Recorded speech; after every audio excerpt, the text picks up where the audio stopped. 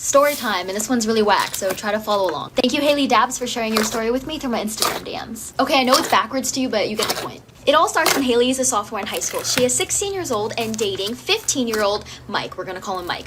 And so one day she gets this message on Instagram from an anonymous person saying that Mike is cheating on you. We soon find out that that is indeed Mike's uncle that is actually DMing her on Instagram.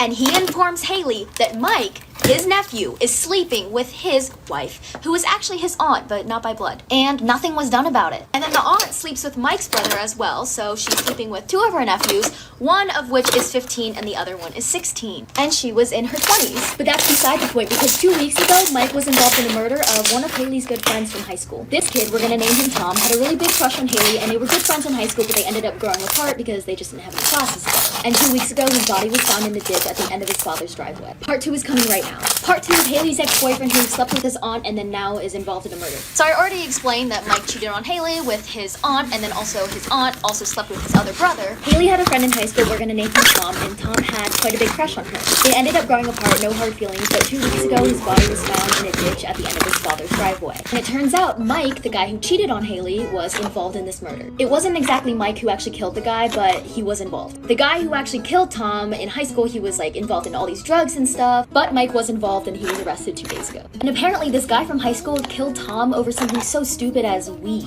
And I don't know the full story, but Mike was involved, but it turns out that he was just really in the wrong place at the wrong time. It was really sad to Haley because he wasn't like this when they were dating or anything, but after they broke up, he just fell into the wrong crowd. He was really into sports, he wasn't even a bad kid until everybody started making fun of him for cheating on Haley with his aunt. But that just goes to show that people can change. Thank you again to Haley Dabbs for the story.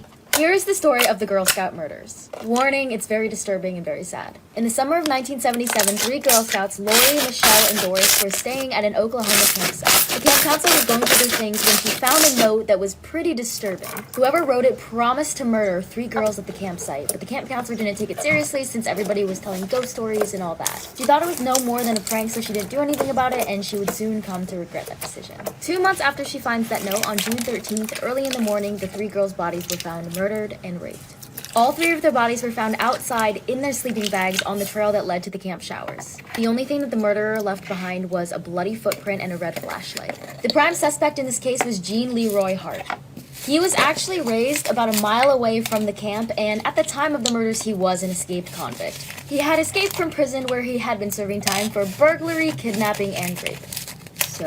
But due to lack of evidence, the jury acquitted him. And if you don't know what that means, they let him go. Due to lack of evidence. And the Oklahoma police consider this crime solved. So, nobody actually knows if Gene Leroy Hart was responsible for this murder. It still is technically an unsolved crime, even though the Oklahoma police say that it has been solved, but all we know is that the girl's killer never saw justice. Let me know what you guys think about this case in the comments. Do you think he did it?